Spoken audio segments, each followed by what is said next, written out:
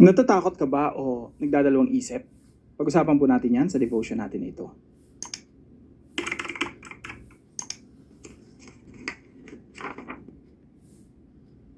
Magandang araw po sa bawat isa sa inyo. Welcome back to our 365 Daily Devotions, Bible Characters Edition.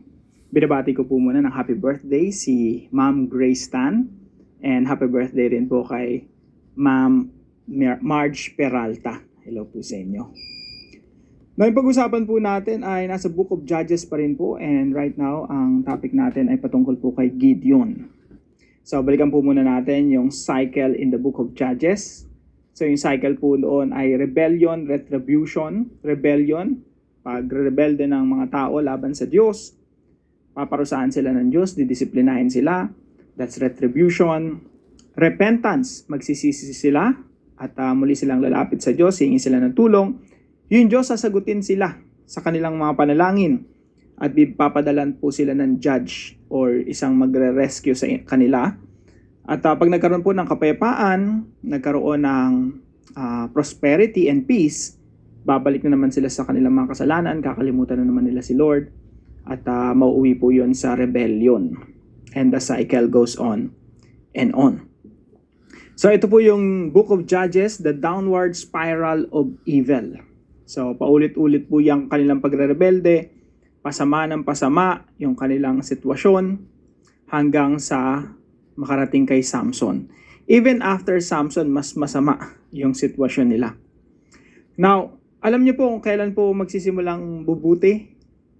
Actually, ito pong Judges, ito po ay anticipation.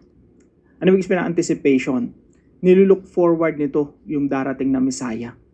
Kasi every time na magpapadala ang Diyos ng mga judges, laging yung mga judges, may mga pagkukulang. No? Temporal lang yung kanilang kayang ibigay na kapayapaan. Temporal lang yung kaya nilang ibigay na pagbabago. Kaya po they're really looking forward to the final judge. At yung final judge po natin na walang iba kundi ang ating Panginoong Hesukristo. So ito po ay anticipation, preparation for the coming of the Messiah. Kung ito ay downward spiral, pasama ng pasama yung mundo o yung sitwasyon nila, yung pagdating naman po ng Messiah, dito magsisimulang gumanda yung sitwasyon. Magkakaroon ng restoration sa mundo. Magkakaroon ng redemption sa mundo. So, talakayin po natin ang mas malalim pa yan sa ating dive deeper. May pag-usapan po natin ngayon ay patungkol po kay Gideon. So, we have Othniel, Ehud, Shamgar, Deborah, Gideon. And then Tola, Jair, Jephthah, Ebson, Elon, Abdon, and Samson. Dito na po tayo kay Gideon, and then sa mga susunod po, tatalon tayo kay Samson. Bakit? Kasi hindi pa natin kayang daanan lahat, no? Ang dami pang mga Bible characters sa Bible all the way to the New Testament. So, gusto natin mapagkasya sa 365 days lahat po ng mga Bible characters na gusto nating i-cover. So, sino ba si Gideon? Si Gideon po, he's the judge of Israel. Ang pangalan niya po ay Gideon, pero pinalitan ng Jerubbaal yan. No? So, maganda kung basahin niyo po yung Judges chapter 6 hanggang 8. At siya po ay mula sa tribo ng Manase. So, sabi po dito sa Judges chapter 6, the Israelites did evil in the eyes of the Lord. And for 7 years, He gave them into the hands of the Midianites. Because the power of Midian was so oppressive, the Israelites prepared shelters for themselves in mountain clefts, caves, and strongholds. So, nagkasala na naman, nagrebelde naman na yung bayan ng Israel, at dahil dito, pinasakop sila sa mga Midianites. Kumbaga, nasa ilalim sila ng oppression ng mga Midianites. So, nire-raid yung kanilang mga ari-arian, lahat ng mga properties nila, mga alagang hayop, mga pananim, kinukuha. So, anong mangyayari? Alam namang magtatanim na naman sila, tapos kukunin na naman, no? So, ginagawa nila, nandun sila sa mga malalayong lugar, mga liblib na lugar, kuweba, mountain clefts, and strongholds. Nandun sila sa mga secluded area. Tapos, maging doon sa area na yon ay niraransak pa rin yung kanilang mga tahanan, kanilang mga properties. Siyempre, pag naubos ang iyong mga pananim, naubos ang iyong mga alagang hayop, nauuwi po ito sa malawakang taggutom. At yun po ang dahilan kung bakit nagkakadamatay yung mga Israelita noong mga panahon na yon. So ito po yung mga katuruan natin ngayong araw. Number 1 po, those who live in sin, live in fear. Yung mga nabubuhay sa kasalanan, sa pagre-rebelde sa Diyos, nabubuhay din sila sa takot. Tingnan niyo po ito. Whenever the Israelites planted their crops, the Midianites, Amalekites, and other eastern people invaded the country. They camped on the land and ruined the crops all the way to Gaza and did not spare a living thing for Israel, neither sheep nor cattle nor donkeys. They came up with their livestock and their tents like swarms of locusts. It was impossible to count them or their camels. They invaded the land to ravage it. Midian so impoverished the Israelites that they cried out to the Lord for help. Nabubuhay sila sa takot. Maging si Gideon nga dito, talagang kapag nag-prepare sila ng mga pagkain nila, no, long term, talagang puro patago. At yung buong bayan ng Israel, lahat ng ginagawa nila laging patago. Nabubuhay sila sa takot kasi mamaya yung pinupundar nila, yung mga pagkain iniipon nila, kukunin na naman sa kanila ng mga Midianites, Amalekites, and other eastern peoples, mga invaders. So nabubuhay sila sa takot. Bakit po? Kasi wala sila sa protection ng Diyos. Wala sila sa ilalim ng pabor, blessings, and protections of God. Why? Because they're living in sin. Kaya mga kapatid, tayo rin, no? Subukan nating mabuhay sa kasalanan, subukan nating magrebelde laban sa Diyos, at mabubuhay din tayo sa takot. Bakit? We don't have the protection of God. Again, hindi tayo kukonsentihin ng ating Diyos kung tayo mamumuhay sa ating mga kasalanan. So, those who live in sin, live in fear. Pangalawa po, those who are weak are strong in the Lord. Yung mga mahihina po, nagiging malakas sila sa Panginoon. Nung tumawag ang bayan ng Israel sa Diyos, nagsisi sila sa kanilang mga kasalanan, pinadalan po sila ng isang judge at ang pangalan niya po ay Gideon. Sabi po rito sa verse 12, something interesting, no? When the angel of the Lord, yung angel of the Lord, talakayin po natin yan sa dive deeper natin, no, mamaya.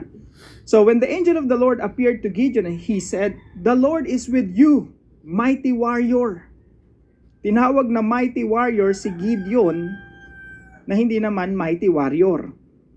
Ibig sabihin, God sees beyond. God sees something in Gideon na hindi nakikita ni Gideon sa kanyang sarili kasi ang Diyos, ang iniisip niya, I can empower this person. The Lord is with you, mighty warrior. So yung mahina po, nagiging malakas sa Panginoon. Then sabi po ni Gideon, "Pardon my Lord." Gideon replied, "But how can I save Israel?" Tinatawag mo ang mighty valor, no, mighty warrior. Pero my clan is the weakest in Manasseh and I'm the least in my family.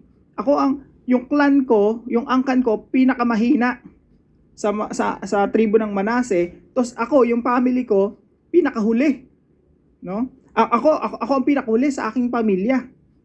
So isipin niyo po yung ganong sitwasyon ni Gideon, no? Para siya yung pangtabi-tabi lang, no? Tambay lang na hindi masyadong significant. Pero tandaan natin, those who are weak are strong in the Lord. Lahat ng mga mahina, pag nasa Diyos yan, malakas yan, makapangyarihan yan. And number 3 po, those who are afraid are empowered by the Spirit. Si Gideon po takot, si Gideon po reluctant, dadalawang isip. Pero sabi po rito sa 27, basahin po natin. Kasi sabi sa kanya ng Panginoon, wasakin niyo wasakin mo yung mga Diyos-Diyosan niyo diyan, no? Si Baal, yung Diyos-Diyosan ni Baal tsaka ni Asherah. Yun po yung dalawang fertility gods, no? So, sabi po rito sa verse 27, "So Gideon took 10 of his servants and did as the Lord told him. But because he was afraid," takot talaga siya. Hindi siya yung boss type na, siga-siga. Sabi niya, he was afraid of his family and the townspeople. He did it at night rather than in daytime. And pagdating po sa verse 34, sabi dito, "Then the Spirit of the Lord came on Gideon, and he blew a trumpet summoning the Bezrites to follow him." After niyang wasakin yung Diyos-Diyosan nila, nung kanilang town, and nagsimula siyang mag-lead. Ano po yung klase ng leadership niya? It is a Spirit-led leadership. Sabi po rito, malinaw na malinaw mga kapatid, sa verse 34, "Then the Spirit of the Lord came on Gideon." Yung Spirit of God, yun po yung nagpapalakas sa atin. So those who are afraid are empowered by the Spirit. Now, paano natin ito isasabuhay mga kapatid? Number 1 po, be afraid only when you are living in sin. Matakot ka lang kapatid, matakot lang tayo. Or dapat tayong matakot actually kapag nabubuhay tayo sa ating mga kasalanan. Kagaya ng mga Israelita, punong-puno sila ng takot because they're living in sin. They're worshiping other nations' gods. Mga Diyos-Diyosa ng iba, yun ang Diyos nila. Kaya pinapasakop sila ng Diyos sa iba't ibang mga bansa. Nabubuhay sila sa takot because they're living in sin. Ganun din po sa atin mga kapatid. Dapat lang tayong matakot because we are opposing God, no? Kapag nabubuhay tayo sa kasalanan, basically we're opposing God. Halimbawa po ng kasalanan, yung kayabangan, pagiging hambog, kasalanan po yan. Ang sabi po sa Bible, God opposes the proud. So meaning, dapat lang talaga tayong matakot sa Diyos kung tayo'y hambog, nabubuhay tayo sa kahambugan. Because God is opposing us. Meron pa bang mas nakakatakot na ikaw ay ino-oppose ng Diyos? So be afraid only when you are living in sin. Pero kung hindi ka naman nabubuhay sa kasalanan, wala kang dapat ikatakot. Because God is with you, you're under God's favor, you're under God's protection. Number 2 po, be an instrument in the hands of God. Wala po tayong dapat ikatakot pag tayo nasa Diyos. At i-offer lang natin ang ating mga sarili bilang instrumento sa kamay ng Diyos. Maganda po sabihin natin yan sa ating sarili, ako ay instrumento. Ikaw ay instrumento, tool, gamit. Ibig sabihin, gagamitin ka ng Diyos, instrumento ka ng Diyos para i-accomplish yung kanyang mga misyon.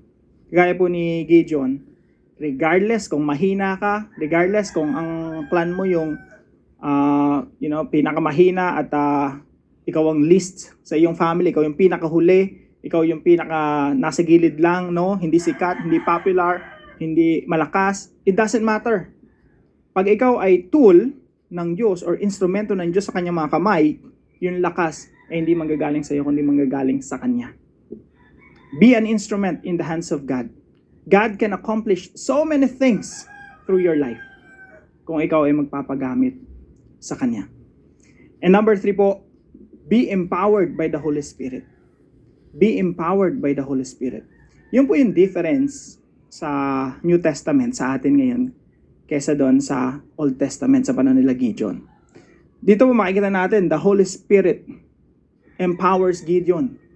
Pero sa New Testament, the Holy Spirit resides in us, nananahan sa atin upang palakasin tayo at bigyan tayo ng kakayahan na matupad natin ang mga bagay na pinapagawa ng Diyos sa atin. Kaya po yung Christian life, ibang-iba doon sa buhay sa Old Testament. Yung Christian life, it's all about dependence on the Holy Spirit. Yung pagdepende sa banal na Espiritu. You have to depend on Him every day. Nangungusap ang Santong Espiritu sa atin, kailangan malaman natin ano yung direksyon ng Santong Espiritu sa atin at yun ang gagawin natin. Kasi yung Santong Espiritu ang siyang nakakaalam ng direksyon na dapat nating puntahan at siya din ang magpapalakas sa atin upang marating natin iyon, direksyon o misyon na pinapagawa ng Diyos sa atin. Be empowered by the Holy Spirit. Now, para po sa ating discussion, why do you think God uses the weak to defeat the strong? Tingin nyo, bakit ginagamit ng Diyos ang mahihina para talunin ang mga malalakas? Pag-usapan po natin yan sa ating mga discussion groups. At para po sa ating dive deeper, pag-usapan po natin, who is the angel of the Lord? Sino yung angel of the Lord na kausap ni Gideon dito? Na, nag-uutos sa kanya ng mga gagawin niya. Was it Jesus? Pag-usapan po natin yan sa ating dive deeper. At tayo po'y manalangin. Father God, sometimes I feel small like Gideon. I see my weaknesses and I wonder how you could ever use me. Thank you that your power is greater than my fear. Thank you that you do not choose people because they are strong, but because you are strong. Please forgive me when I trust in myself. Teach me to depend on you more each day. When I'm afraid, remind me that you are with me. Help my faith to grow step by step until my life gives all the glory to you. In Jesus' name, Amen and Amen.